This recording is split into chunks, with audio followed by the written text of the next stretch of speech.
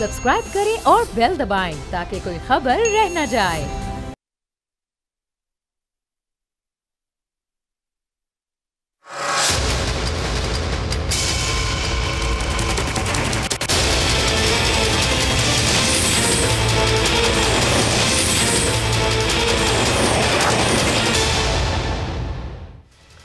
बिस्मिल्लाहिर्रहमानिर्रहीम, अस्सलाम वालेकुम। मैं हूं Jasmeen Manzoor and welcome to the programme. नाज़रीन, आप जानते हैं कि पाकिस्तान की जो सियासत है उसमें एक स्टेबिलिटी तो आ ही नहीं रही, जाहिर सी बात है। और स्टेबिलिटी कैसे आएगी, क्योंकि कोई भी पॉलिटिकल पार्टी जो है पाकिस्तान की कौमी सलामती के लिए एक जगह होकर बैठने के लिए नहीं तैयार। कुछ अर्सा पहले ये खबर आई थी कि जी बानी तहरीक इंसाफ ने मैंडेट दे दिया है और बातचीत होगी और बातचीत से कुछ मामलात आगे बढ़ेंगे, लेकिन उसमें भी कोई डेडलॉक ही नज़र आ रहा है। लग नहीं रहा कि कहीं कोई बातचीत की गुंजाइश है। बहरहाल आज हमें रऊफ हसन साहब ने ज्वाइन किया है, स्पोक्स पर्सन है सीनियर रहनुमा आपके।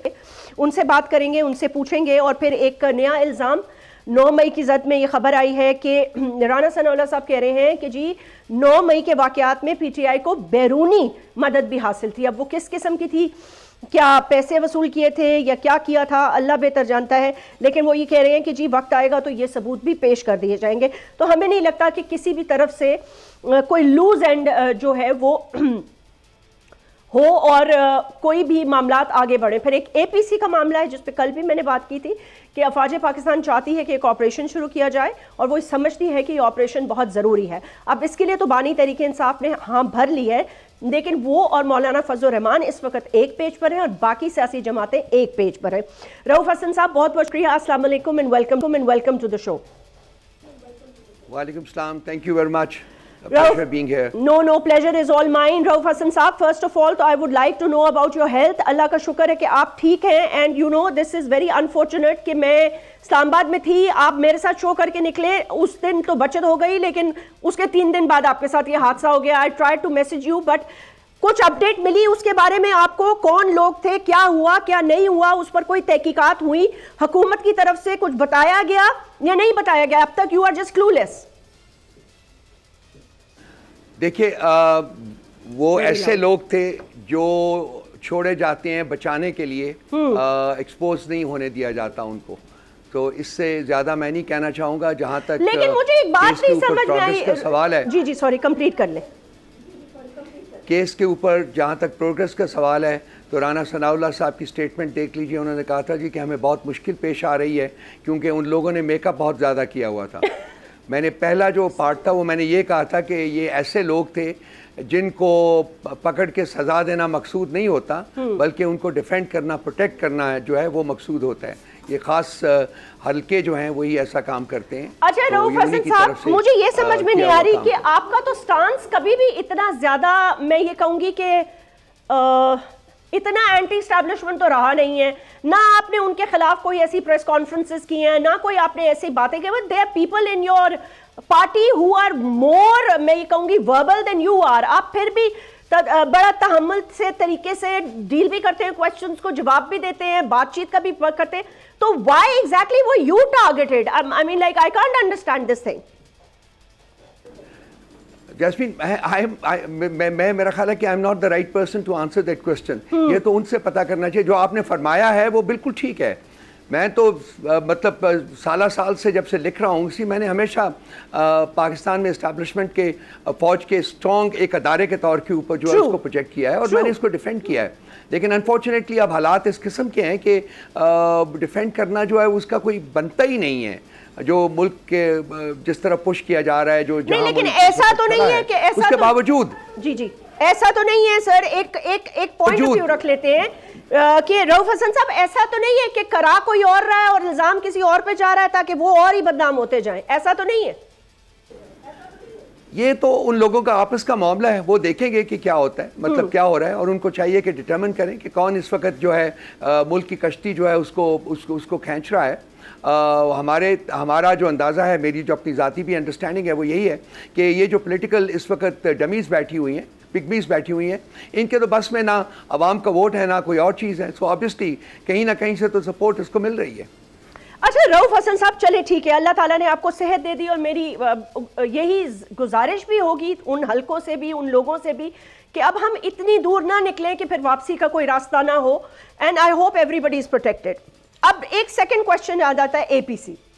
क्या एपीसी में बानी Tehreek Insaf is ready to go, या बहुत सारे लोग ये कह रहे हैं कि नहीं जी लास्ट मिनट पे यू टर्न हो जाएगा? और जाहिर सी बात है दूसरी तरफ भी प्राइम मिनिस्टर हैं, उनकी भी इंटेलिजेंस एजेंसीज हैं, उनको भी इंफॉर्मेशन दी जाएगी, तो वो एपीसी कॉल करें और फिर आप लोग जाएं ना, या जाएं और वहां जाके आप लोग कोई और बातें करना शुरू हो जाएं, तो what's on the agenda, what's on the cards? I mean obviously you don't want to show your cards, but अभी आई मीन लाइक आप अपने फॉलोअर्स को, पब्लिक को क्या बताना चाहते हैं कि व्हाट इज योर फीडबैक और टेक ऑन दिस ऑपरेशन? देखिए, अंडरस्टैंडेबली जैस्मीन, ये जो एपीसी बुलाई जा रही है ये फोकस्ड है ऑन अज़्म इस्तेकाम जी। अज़्म इस्तेकाम जो है वो केपी स्पेसिफिक है। बेसिकली ऑपरेशन वही होना है क्योंकि वहाँ से ही रिपोर्ट्स के मुताबिक जो है वो टेररिज्म हो रहा है। और क्या खैबर पख्तूनख्वा में चूँकि पाकिस्तान तहरीक इंसाफ की हुकूमत है, इसलिए ये हमारा मैंडेट भी है और हमारी रिस्पॉन्सिबिलिटी भी है कि हम वहाँ के आवाम को प्रोटेक्ट करें, उनके हकूक़ की हिफाजत करें। लास्ट टाइम जब ये सारे आपको पता है एंटी टेरर ऑपरेशन हुए थे, तो उस वक्त केपी के जो लोग थे वो बहुत डिस्प्लेस हुए थे, और इंटरनली डिस्प्लेस पीपल जो तकरीबन 1 मिलियन से ज़्यादा थे, वो उनमें से बहुत सी तादाद जो थी वो परमानेंटली डिस्प्लेस्ड हो गई थी। तो हम नहीं चाहते कि इस किस्म का कोई एक्शन जो है उसको रिपीट किया जाए। कंसिक्वेंटली हमने कहा था कि जी नेशनल असम्बली में इन कैमरा ब्रीफिंग दी जाए, क्योंकि उसके बाद हम प्रोविंशियल असम्बली को कॉन्फिडेंस में लेके, आवाम को कॉन्फिडेंस में लेके हम चाहते थे कि हम एक कोऑपरेशन हो उन एजेंसीज़ के दरमियान जो कि ऑपरेशन करने जा रही हैं और प्रोविंशियल हुकूमत के दरमियान, ताकि आवाम को किसी किस्म की तकलीफ ना पहुँचे, उनको डिस्प्लेसमेंट जो है उस जैसे टॉर्चर से ना गुजरना पड़े। तो इसी चीज़ को सामने रखते हुए खान साहब ने फैसला किया है कि जब भी एसपीसी कॉल होगी हम जाएंगे, उसमें हिस्सा लेंगे और अपना पॉइंट ऑफ व्यू जो है वो पेश करेंगे। नहीं तो जाना 100% मुमकिन है, या ऐसा भी हो सकता है? क्योंकि देखें ना, आपने बातचीत का मैंडेट दिया, फिर बातचीत अचकज़ई साहब वाली कोई बातचीत नहीं हुई, तो आप लोग कहते तो हैं लेकिन अमली तौर पर वो फिर मटीरियलाइज नहीं हो पाता। देखिए जी, हमारा फैसला इस वक्त यही है कि हमने एपीसी में जाना है। दूसरी जो आपने बात की है, let me clarify that. Okay, हमारी जो कंटेंशन है पीटीआई की, हम तमाम पॉलिटिकल पार्टी से एंगेज्ड हैं एक्सेप्ट 3 जो कि मैंडेट चोरी करने की बेनिफिशरीज हैं, पीएमएलएन, पीपल्स पार्टी और एनक्यूएमपी। उसके बाद हमें महमूद खान अचकज़ई साहब जो कि अपनी पार्टी के लीडर भी हैं और हमारे इत्तेहाद के भी लीडर हैं, उन्होंने कहा था जी कि मैं एंगेज करना चाहता हूं, जिसके ऊपर खान साहब ने उन्हें कहा था कि बिल्कुल ठीक है, आप अपने तई अगर कोई इनिशिएटिव लेना चाहते हैं तो ज़रूर लें, और अगर आप वापस आएंगे, अगर आपके पास कोई सब्सटेंटिव प्रपोजल्स हुए तो हम उनको डेफिनेटली डिस्कस करेंगे और उनके बारे में फैसला करेंगे। अब इसके ऊपर मूवमेंट या प्रोग्रेस जो है वो महमूद खान अचकज़ई साहब ही उसका बेहतर जवाब दे सकते हैं कि क्या मूवमेंट है, क्या प्रोग्रेस है, वो कैसे जवाब देंगे रऊफ हसन क्या साहब? पॉसिबिलिटी है, ये वो कैसे जवाब देंगे? आप लोगों का काम है कि आप लोग उनसे कांटेक्ट में रहें, एंड यू शुड बी मतलब वो कैसे जवाब दे सकते हैं? ये तो आपका फर्ज है ना पूछना। आई मीन हम जैस्मीन उनके साथ राब्ते में हैं। हमारे पास इस वक्त तक कोई ऐसी डेवलपमेंट जो है वो नहीं है जो कि हम आपके साथ शेयर करें। वो कर रहे हैं, काम कर रहे हैं, अपने तय काम कर रहे हैं। जब भी होगा हम फौरी तौर के ऊपर उसको पब्लिक कर देंगे। ओके, अच्छा अब मुझे ये बताइए कि क्या कंटेंशंस हैं अब तक इस ऑपरेशन के हवाले से? क्या सोच है आप लोगों की? और मौलाना फजलुर रहमान साहब भी वही बात कर रहे हैं, वही जबान है उनकी, लबो लहजा जो आप लोगों का है। तो आप अब ये वो 2 पॉलिटिकल पार्टीज जिनका एक होने का कभी हम सोच नहीं सकते थे, there exactly on one page. तो अब आई मीन लाइक आपको नहीं लगता इस बढ़ती हुई दहशतगर्दी में जरूरत है इस ऑपरेशन की? देखिए, बढ़ती हुई दहशतगर्दी जो है उसकी जो उसके मुज़म्मरात, उसकी वजूहात के में भी जाना जो है ना वो बहुत ज़रूरी है जी। इस वक्त पाकिस्तान जो है इनके 4 पड़ोसी मुल्क हैं। इंडिया हमारा मतलब 47 से उनके साथ हमारे ताल्लुकात जो हैं वो कभी अच्छे नहीं हुए। इसके अलावा ईरान है, ईरान के साथ कभी हमारे ताल्लुकात इतने ख़राब नहीं हुए। और अफ़गानिस्तान है जिनके साथ अप एंड डाउन होता रहा है, लेकिन उनके साथ भी अभी हमारे ताल्लुकात जो हैं unfortunately in the last year and half बहुत ज़्यादा डिटीरियरेट किए हैं। इस वक्त अब तो यहाँ सिचुएशन है कि हम एक दूसरे के ख़िलाफ़ जो स्टेटमेंट्स दे रहे हैं। और चीन है वो तमाम तर डेवलपमेंट्स के बावजूद हमारे साथ हमेशा खड़ा था, आज भी खड़ा हुआ है जी। तो ये जो वजूहात हैं इनको उनके ऊपर चाहिए कि जो जो जो इक़्तिदार में लोग बैठे हुए हैं वो इनके वजूहात के बारे में भी सोचें, इन वजूहात का अजाला करने की कोशिश करें। क्योंकि अगर आप कहते हैं कि जी अफ़गानिस्तान से ये जो टेररिस्ट है वो आ रहे हैं, तो फिर अफ़गानिस्तान से क्यों आ रहे हैं? आपको चाहिए कि अफ़गानिस्तान की हुकूमत के साथ बैठें, अगर और कहीं से आ रहे हैं तो उनके साथ बैठें। और सबसे इंपॉर्टेंट बात यह जैस्मीन कि आप अपने अंदर मुल्क में एक यूनिटी और होमोजेनिटी की फ़ज़ा जो है वो पैदा उसको पैदा करें, और ये ना करें कि जी आपके तमाम जो रियासती इदारे हैं वो एक पार्टी को ख़त्म करने के ऊपर, एक शख्स को ख़त्म करने के ऊपर लगे हुए हैं। अनफॉर्चुनेटली जो रियासत की प्रायोरिटीज़ हैं वो बिल्कुल ठीक नहीं है, उनको चेंज करना पड़ेगा।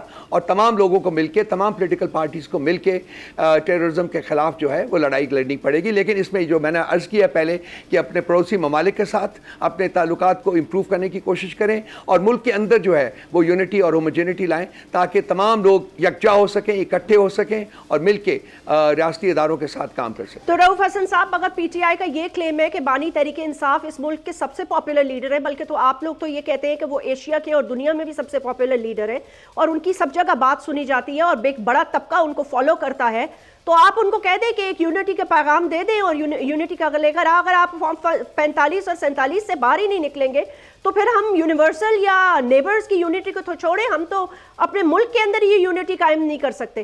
ठीक है, आप कह दें कि ठीक है ये इलेक्शन रिग्ड थे, हमारा मैंडेट ले लिया गया, बट लेट्स मूव फॉरवर्ड, चलें बात तो करें ना, कहीं से तो शुरू करनी पड़ेगी। इस यूनिटी का जो बेसिक कंस्टिट्यूएंट है ना जैस्मीन, वो है मुल्क में जमहूरियत, मुल्क में आईनी हुकूमत, मुल्क में कानूनी हुकूमत। वो कभी भी नहीं थी। ये 3 प्रीरेक्विजिट्स हैं। देखिए आप ये मैं काफ़ी हद तक आप जो कह रही हैं मैं उसके साथ एग्री करने के लिए तैयार हूं, लेकिन कम से कम ये हाल नहीं था जो आज है, ये फस्तायत, ये जबर, ये बर्बरियत नहीं थी जो आज है। तो सबसे पहले तो रियासत को चाहिए कि ये जो इन्होंने अपने तमाम जो गन्स हैं वो पीटीआई की तरफ और खान साहब की तरफ जो डायरेक्ट की हुई हैं उनको नीचे करें। तो सर इस रियासत का एक टाइम था कि ये साथ नहीं बिल्कुल करें, लेकिन एक इसी रियासत में इसी रियासत की गन्स और सारे के सारे ब्लेजिंग जो हालात थे वो थोड़ा सा पीएमएलएन के पास की तरफ थे और इधर पीपल्स पार्टी की तरफ थे। आप मतलब हाउ कैन यू से कि उनके साथ ये नहीं हुआ? आपके एतबार में हुआ, आपसे पहले हुआ 2018 में, उसके बाद ऑपरेशंस हुए। जिस तरह आपके ऊपर पाबंदी थी बात ना करने की, नवाज शरीफ साहब पे थी, आप पे पाबंदी थी, मरियम नवाज पे थी, आप लोगों की पाबंदी थी, वो जनाजों में नहीं शामिल हो सकते थे। राना सनाउल्लाह साहब के ऊपर हीरोइन का केस था, उसका कुछ पता नहीं चला क्या हुआ क्या नहीं हुआ, वो साबित हुआ नहीं हुआ।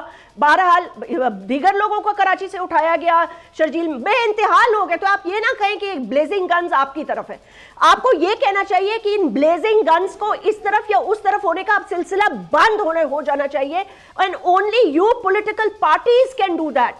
जिस तरह पीएमएलएन और पीपल्स पार्टी आपस में बैठ चुकी है ना, इस तरह अब आपको भी आगे बढ़ के पॉलिटिकल पार्टीज के साथ बैठना होगा। देखिए मैंने सिर्फ का लफ्ज़ इस्तेमाल नहीं किया, लेकिन मैं आपको यकीन दिलाता हूं कि जो आप कंपैरिजन इनेक्ट करने की कोशिश कर रही हैं वो मुनासिब नहीं है। क्यों? हमारे दौर में एक मुकदमा सिर्फ बना है, मैं बता देता हूं ना आपको, अब आप प्लीज़ मेरी बात सुन लीजिए। हमारे दौर में सिर्फ एक मुकदमा बना है जो जिसमें इंडाइटमेंट भी नहीं हुई थी। शहबाज शरीफ साहब जो थे, जो उन्होंने 1 साल तक इंडाइटमेंट नहीं होनी दी गई थी। बाकी आपका ये कहना कि ये गन्स हमेशा के लिए लोअर होनी चाहिए, मैं बिल्कुल एग्री करता हूँ। मैं बार बार प्लीड करता हूँ कि इस मुल्क में आइन, कानून और जमहूरियत की हुकूमत होनी चाहिए। वो नहीं है, जब तक वो नहीं होगी उस वक्त तक मुल्क आगे नहीं बढ़ सकता। ये कहना कि जी पीटीआई सब पार्टीज़ के साथ बैठ जाए, हम सब के साथ बैठे हुए हैं एक्सेप्ट 3 पॉलिटिकल पार्टीज़ जिन्होंने मैंडेट चोरी किया हुआ है, जो बेनिफिशरीज़ हैं उसकी, उनके साथ हमारा फैसला है कि हम नहीं बैठेंगे। उसके बावजूद महमूद खान अचकज़ई साहब ने कहा था जी कि मैं उनके साथ एंगेज करना चाहता हूँ, तो खान साहब ने उनको कहा था कि जी आप जाइए, ज़रूर कीजिए, और अगर आपके पास कोई सब्सटेंटिव प्रपोजल्स होंगे तो हम उनको डिस्कस भी कर लेंगे। तो हमने जितनी लचक दिखाई है, जिन हालात में पीटीआई है, जिन हालात में खान साहब हैं, उस हालात में किसी पॉलिटिकल पार्टी ने कभी इतनी लचक नहीं दिखाई। ओके, चले रऊफ हसन साहब, मुझे ये बताइएगा कि भूख हड़ताल के फैसले पर क्या अपडेट है? वो करेंगे खान साहब, भूख हड़ताल का कोई फैसला किया उन्होंने अब तक? खान साहब ने कहा था जी कि मैं अपने रुफाका से डिस्कस करूंगा कि जी आगे मुझे भूख हड़ताल करनी चाहिए या नहीं। जब खान साहब भूख हड़ताल का फैसला करेंगे तो भी उस वक्त खान साहब नहीं भूख हड़ताल का फैसला करेंगे, पाकिस्तान के तमाम अवाम जो हैं वो भूख हड़ताल करेंगे। तो ये एक एक्सट्रीम स्टेप होगा, लेकिन ये इंटायरली खान साहब के ऊपर डिपेंड करता है कि वो क्या फैसला करते हैं। पार्टी जो है बिल्कुल उनके साथ चलेगी जैसा कि पास्ट में चलती रही है। अच्छा, लास्ट कमेंट बता दीजिएगा रऊफ हसन साहब, अभी ये कहा जा रहा है कि केपी की तरफ से अगर हमारी बातें नहीं मानी गई तो धरना होगा, इस्लामाबाद की तरफ मार्च करेंगे और उसको जो लीड करेंगे वो चीफ मिनिस्टर केपी करेंगे। मतलब है कि अभी 2014 से 24 हो गया है, अभी तक हम ये धरने और एक दूसरे की तरफ मार्च करने की सियासत से बाहर नहीं निकले, बस यही करते रहेंगे। मुझे लग रहा है 34 भी आ जाएगा, हम मार्च ही कर रहे होंगे। जैस्मीन, जो अब दूसरी साइड है उसके बारे में आप नहीं बता रहे रही हूं केपी की हुकूमत के साथ क्या किया जा रहा है। केपी की हुकूमत जो है उसको स्ट्रैंगुलेट किया जा रहा है, उसको फाइनेंशियली स्ट्रैंगुलेट करने की कोशिश की जा रही है, उसको एडमिनिस्ट्रेटिवली स्ट्रैंगुलेट करने की कोशिश की जा रही है, उसके हकूक को रिफ्यूज़ किया जा रहा है, उसके जो बेसिक कॉन्स्टिट्यूशनल हकूक हैं वो उसको नहीं दिए जा रहे। तो जो चीफ मिनिस्टर है वो लाजमी बात है, it's a political statement, it should be taken in that context. अगर मतलब एक्सट्रीम स्टेप पे क्या ले सकती है एक हुकूमत? सही बात है, हुकूमत अपने हकूक के दिफा के लिए क्या करे? अब बैठी रहे, अपने आप को स्ट्रैंगुलेट होने दे, बंद कर दें, अवाम के काम है वो तमाम डेवलपमेंट वर्क है उसको उनके ऊपर ताले लगा दें, ये नहीं हो सकता ना। अगर अब वफाक को भी चाहिए कि वो अपनी रिस्पॉन्सिबिलिटीज पूरी करे, बिल्कुल करे, हम डिमांड कर रहे हैं कि बिल्कुल करनी चाहिए, बिल्कुल करनी चाहिए। और अगर वफाक अपने आप को ये समझ रही है कि एक और पॉलिटिकल पार्टी की हुकूमत है सिर्फ किसी एक सूबे में और वो अपने आप को आइसोलेट करना चाहते हैं, तो पहले तो वो पंजाब तक महदूद थे, अब मुझे लग रहा है वो सिर्फ लाहौर तक ही, फिर इसके बाद इन कारनामों के बाद शायद लाहौर तक ही महदूद रह जाएंगे, वो भी मुश्किल ही नजर आ रहा है। अब ये हालात जो है ये पंजाब से निकल चुके हुए हैं, पंजाब तो उनसे कंट्रोल नहीं हो रहा, पाकिस्तान उनसे कंट्रोल नहीं हो रहा।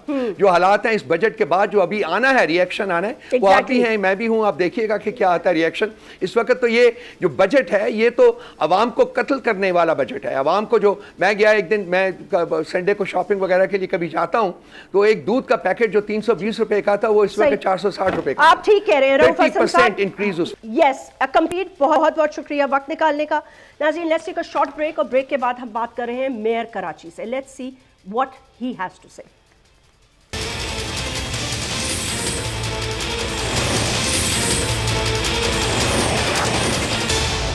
नाज़रीन, वेलकम बैक। और इस सेगमेंट में हम बात करने जा रहे हैं आज कराची के मेयर से, बैरिस्टर मुर्तज़ा वहाब।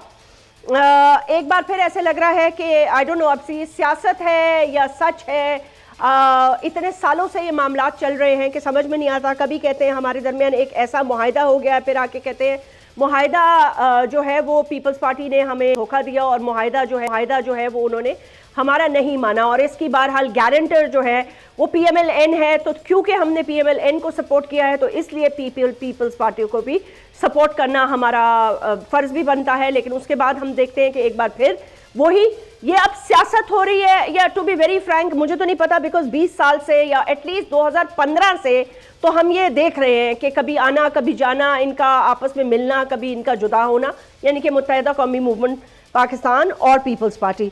बैरिस्टर मुर्तज़ा वहाब, बहुत बहुत शुक्रिया। मैंने आपकी बातें भी सुनी, ने मुस्तफ़ा कमाल साहब की बातें भी सुनी, और मैं ऑब्वियसली जाहिर सी बात है सबकी बातें ही हम सुनते हैं तो फिर इसी नतीजे पे पहुंचते हैं। But is this just for a political stir के कुछ गरम जोशी रहे सियासत में, ऐसा ना लगे कि कुछ ठंड प्रोग्राम चल रहा है, यानी कि कहीं ना कहीं से गोलाबारी होनी जरूरी है। बिस्मिल्लाहिर्रहमानिर्रहीम। जैस्मिन, इसका बेहतर जवाब तो आपको मुत्तहिदा कौमी मूवमेंट के दोस्तों से मिल सकता है, क्योंकि इस तमाम चीज़ के अंदर जो पहल की गई है वो मुत्तहिदा कौमी मूवमेंट की जानिब से की गई है। और जिस तरह के उन्होंने इल्ज़ामात पाकिस्तान पीपल्स पार्टी के बानी चेयरमैन शहीद जुल्फ़िकार अली भुट्टो की ज़ात के ऊपर लगाए, तो मैं समझता हूँ तारीख की दुरुस्तगी के लिए, लोगों को हक़ाइक़ बताने के लिए आपको उसको देना था। इसकी पहल पीपल्स पार्टी की जानिब से बिल्कुल भी नहीं की गई, लेकिन चूंकि बेबुनियाद इल्ज़ामात लगाए गए हैं मुत्तहिदा मूवमेंट की लीडरशिप की तरफ से, इसलिए हमें मजबूरन ये जवाब देना पड़ा उनको। नहीं, वजह क्या है? मतलब अभी तो आप लोगों के, मैं तो ये कहूंगी कि हनीमून पीरियड भी नहीं ओवर हुआ, ना वफाक में, ना कराची में, ना पाकिस्तान में। अभी तो 100 डेज का सिर्फ नया एजेंडा आया है, बजट आया है, उस पर भी आपने देखा मुस्तफा कमाल साहब ने कितनी ज्यादा तल्ख एक तकरीर की in the parliament house, saying के बिलावल भुट्टो जरदारी साहब और सदर आसिफ जरदारी, पीपल्स पार्टी पाकिस्तान के कुछ ज़्यादातर जनरल्स, ब्यूरोक्रेट्स, सब अपनी अपनी जो उनकी मलकियतें हैं और हर शहर में एक बिलावल हाउस है और रायवंड है और ये सारे महलात हैं, तो आप लोग अपना अपना हिस्सा डालें और पाकिस्तान के कर्ज उतारने के लिए कुछ कोशिश करें और इमरान खान भी बनी गाला को भी डालें और मुल्क की बेहतरी के लिए सोचें। तो ये क्या मतलब किसी सोची समझी स्कीम के तहत हो रहा है या बस इल्जामात बिला वजह से इल्जामात लगाने के लिए लगाए जा रहे हैं just to be in the media? I am really confused now. पहली चीज तो ये कि हनीमून करने के लिए निकाह की जरूरत है और पाकिस्तान पीपल्स पार्टी और एमकेएम का कोई निकाह नहीं हुआ हुआ इस वक्त। वो हमारे इत्तेहादी सूबाई सिंध के अंदर नहीं है, वो वफाक में हमारे इत्तेहादी नहीं, हमारी उनकी कोई डायरेक्ट रिलेशनशिप नहीं है। उनकी वफाक में नून लीग के साथ रिलेशनशिप है और जिसके बेसिस के ऊपर खालिद मकबूल सिद्दीकी को 3 वजारतें वहां पर मिली भी हैं। पीपल्स पार्टी तो वफाकी हुकूमत का भी हिस्सा नहीं है। दूसरी चीज ये जो आपने बात की कि उन्होंने मुस्तफा कमाल साहब ने बयानात जो दिए या floor of the national assembly पर बात की, मैं समझता हूँ मुस्तफा कमाल साहब is known for making interesting statements. कभी वो जज साहिबान के खिलाफ बात कर देते हैं, कभी वो, मुझे याद है आप एक जमाने में किसी और टीवी चैनल पर काम करती थी, एक पंजाब की सियासी शख्सियत उस प्रोग्राम पे थे, अल्ताफ हुसैन साहब के लिए उन्होंने ऐसी ऐसी बातें की थी मुस्तफा कमाल साहब ने उनके दिफा के लिए कि वो जो पंजाब की शख्सियत थी उनको कह दिया था तुम मेरे शहर में दाखिल हो मैं तुम्हें देख लूंगा।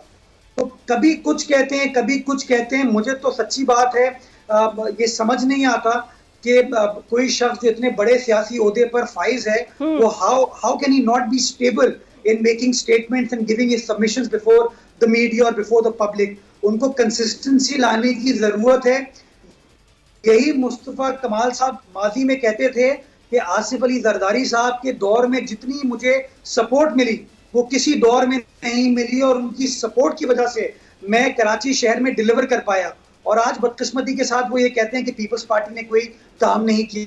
मैं समझता हूँ कराची वालों की मेमोरी भी बहुत अच्छी है, वो भूलते नहीं है कि पिछले 40-45 सालों में इन लोगों ने शहर कराची का हाल क्या किया है। और ये जो असल कश्मकश है इनकी, वो कश्मकश ये है कि कराची वाले अब इनको ओन करने को तैयार नहीं है, कराची वाले इनकी आओभगत करने को तैयार नहीं है। क्यों? क्योंकि कराची शहर में अब खौफ का राज नहीं है, अब कराची में बदमाशी नहीं हो सकती। अच्छा मुर्तजा, जो आप बात कर रहे थे ना, I completely agree with you. वो एक बहुत ही स्याह बाप था जो ठीक है अब बंद हो गया है। I mean there is absolutely अब उसकी कोई गुंजाइश भी नहीं है और इंशाल्लाह ताला ना होगी। लेकिन हम जो ये बात कर रहे हैं उनका ये पॉइंट ऑफ व्यू है कि 15 साल में कोई कारकर्दगी विजिबल नहीं हुई। एंड मैं बड़ी बातों में नहीं जाना चाहती Murtaza, and obviously this is your first tenure as mayor. मैं आपसे ये पूछना चाहती हूँ, देखिए कराची में जो बेसिक मसाइल है ना, कराची के ये सड़कों के मसाइल हैं, कराची की गंदगी के मसाइल हैं, ट्रांसपोर्ट। अब आपने जाके 2007-8 से माशाल्लाह आपकी हुकूमत है, आपने 1 साल पहले पाकिस्तान कराची के अंदर बस सर्विसेज लॉन्च की हैं। तो डोंट यू थिंक कि 15 साल में जो कारकर्दगी एटलीस्ट एडमिट दैट कि जो होनी चाहिए थी वो नहीं है फ्रॉम यू पीपल? अच्छा देखिए जैस्मिन, जो गलती होती है ना हमेशा इंसान को उससे सीखना चाहिए और उसका एतराफ़ करने में कोई हर्ज नहीं होता।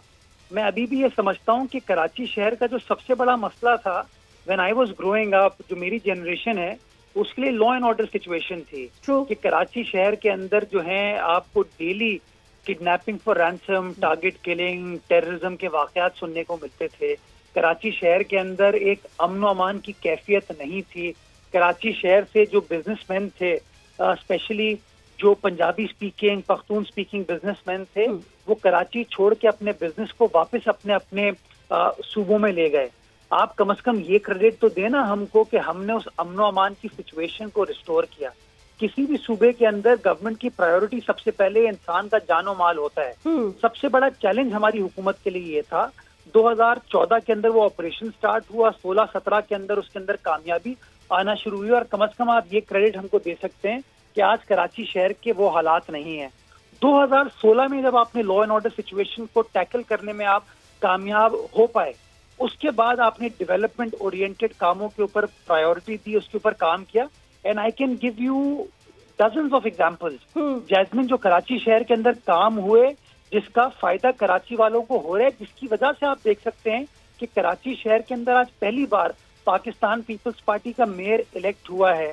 कराची शहर के अंदर अभी जो रिसेंट इंतखाबात हुए थे कौमी असम्बली के, सूबाई असम्बली के, हमने अपनी गैर रिवायती सीटें मतलब मलीर और केमाड़ी से निकाल के हम और जगहों से अपनी सीटों को जीतने में कामयाब हुए। तो हमने काम किया था, तभी लोगों ने हमें वोट दिया ना।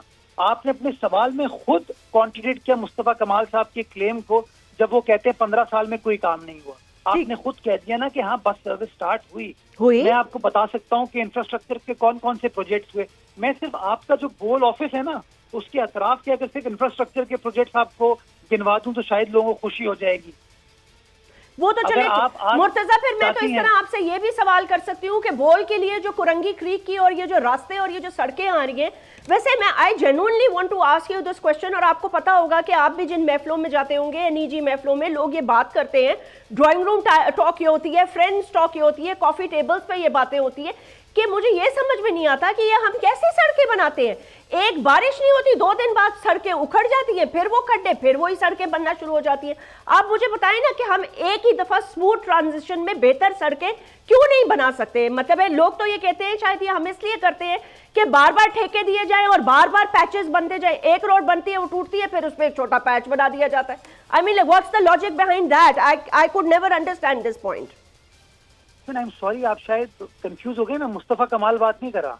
नहीं, मैं बिल्कुल कंफ्यूज नहीं हूँ जी।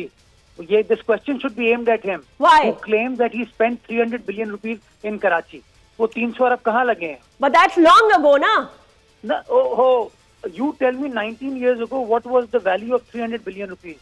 मैं आज मतलब मैं कहता हूँ लोग क्लेम करके ड्राइंग रूम टॉक तो कर लेते हैं, बिकॉज आपको पता है ड्राइंग रूम टॉक में सब्सटैंशिएट नहीं करना होता। उनसे जरा पूछेगा ना 300 अरब रुपए कहाँ लगाए थे उन्होंने, और उनसे पूछेगा 300 अरब रुपए आए कहाँ से थे। मुझे पता है 300 अरब रुपए इन्होंने नहीं लगाए। ओके, ये गलत बयानियां करते हैं, नंबर 1। नंबर 2, जैस्मिन आपकी बात दुरुस्त है कि अगर सब स्टैंडर्ड क्वालिटी की सड़क बनेगी, गलत है, वो नहीं बननी चाहिए। Now there are 2 kinds of things। एक प्रोजेक्ट होता है आपका जो कि पैच वर्क होता है। मैं बार बार ये कह चुका हूँ कि जब भी पैच वर्क होगा, patch work will not sustain जब तक आप उस रूट कॉज को एड्रेस नहीं करें। और रूट कॉज आपने खुद अपने सवाल में पूछा कि बारिश होती है, पानी आता है और पानी उस सड़क को बहा ले जाता है।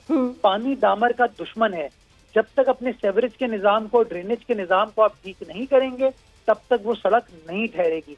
जहां पर आप शॉर्टकट लेके सिर्फ सड़क बनाएंगे और सेवरेज को ठीक नहीं करेंगे, ड्रेनेज को ठीक नहीं करेंगे, पानी आएगा, और जब भी पानी आएगा वो आपकी सड़क को बहा ले जाएगा। अच्छा मुर्तजा, एक बात बताइए, एज अ मेयर जो अब तक आपने असेसमेंट किया, ऑब्वियसली कराची कोई छोटा शहर नहीं है, मतलब इसको ठीक करना कोई ऐसे नहीं है कि आपने एक मैजिक वॉन्ड लिया और ये ठीक हो जाएगा, because obviously I mean like there are grave issues.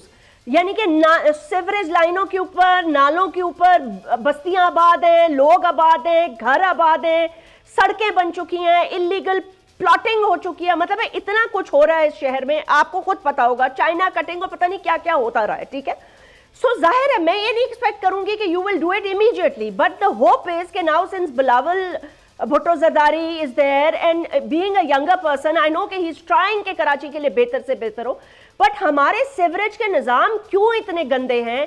हम अभी तक मतलब है पूरी तरह कचरा तक नहीं हम उठा सकते एक सिस्टमैटिकली। उसके लिए हमने कोई वेस्ट मैनेजमेंट कंपनीज हायर नहीं की या हायर कर ली हैं। और फिर सेफ सिटी कैमरा, मुझे 2008 की ब्रीफिंग याद है Murtaza, I was called in the chief minister house and there was a big briefing and the safe city project of Karachi is still not launched. I just heard the CM the other day कि वो ये कह रहे हैं अब जाके मुकम्मल होगा। आपने जैस्मिन जो पहला सवाल पूछा था वो क्या था? The sewerage. अच्छा, ये आपने देखिए अपने सवाल में खुद नफी कर दी मुस्तफा कमाल साहब के क्लेम्स की। आपने कहा ना कराची वो वाहिद शहर है दुनिया का जहां पर सेवरेज लाइंस के ऊपर घर बना दिए जाते हैं। किसके दौर में बने वो?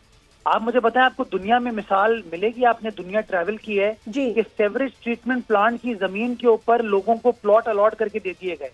ये महमूदाबाद में TP2 की जमीन थी, मुस्तफा कमाल साहब के दौर में ये काम हुआ कि नालों के ऊपर दुकानें, 1200 दुकानें बना के इन्होंने लोगों को दे दी। इन्होंने कराची की रेजिडेंशियल सड़कों को कमर्शलाइज कर दिया। ये किसके दौर में हुई थी? ये मुस्तफा कमाल साहब के दौर में हुई थी, जिसका खमियाजा आज भी हम लोग भुगत रहे हैं। We are paying the price of the bad decisions that these people made during their time. Okay. And my generation now has to make amends. Bilawal Saab's generation now has to make amends. तो खुदा का वास्ता है, मुस्तफा कमाल साहब type लोग जो हैं, जिन्होंने शहर का बेड़ा गर्क किया, वो उन्होंने अपनी इनिंग्स खेल ली, उन्होंने अपना काम कर लिया। अब हमें अपना काम करने दें, लोगों को फर्क पता चल जाएगा कि बिलावल साहब ने जो कहा है वो करके दिखाया कि नहीं करके दिखाया। करके दिखाएंगे इंशाल्लाह, कराची शहर के अंदर डिलीवरेंस होगी। Okay, that's good to here.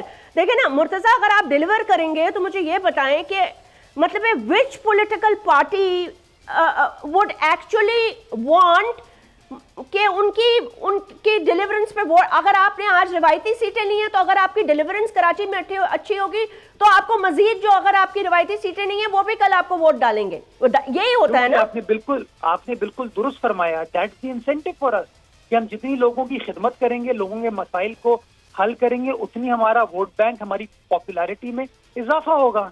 And इंशाल्लाह वी आर ऑन इट। और ये लोग उसी चीज से खाइफ हैं।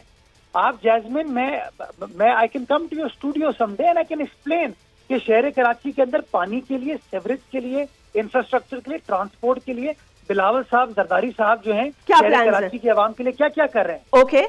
Okay, we can do that. That's a great idea. We can do it. In fact, आप अपने कुछ प्रोजेक्ट की डिटेल्स भी लाएं.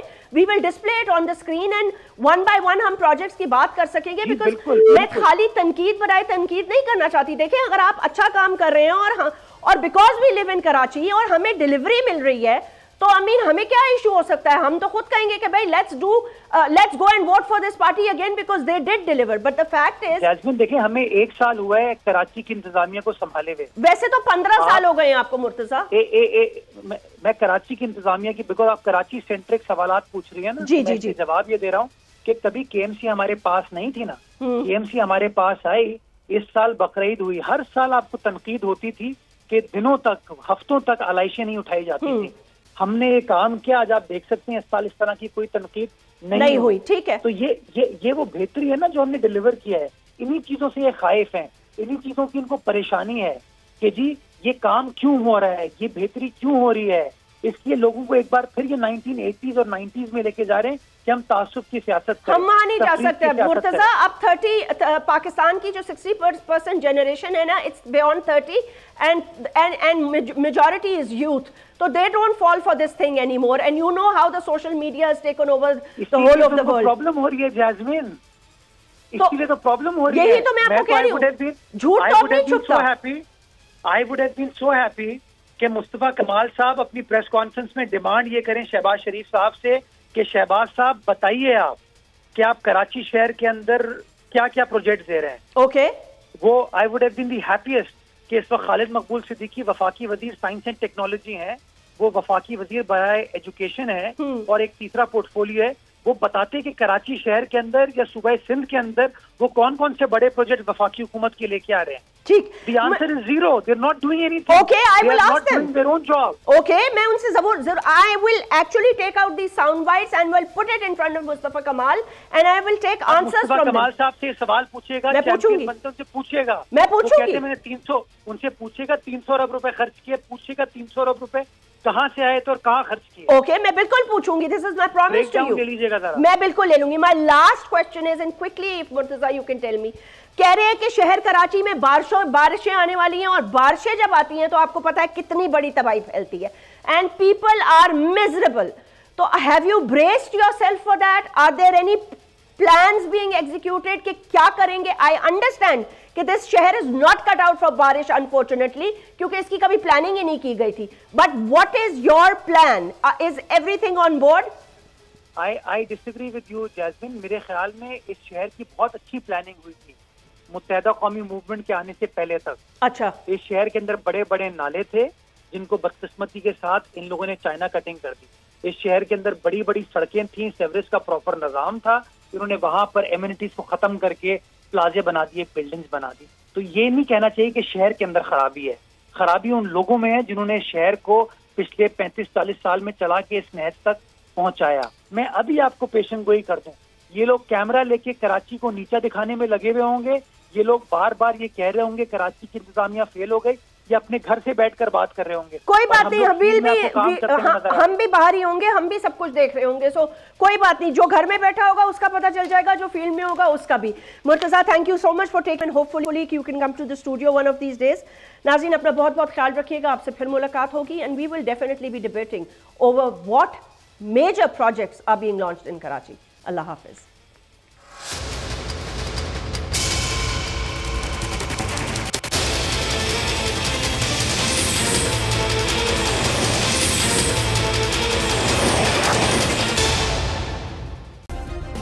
सब्सक्राइब करें और बेल दबाएं ताकि कोई खबर रह न जाए।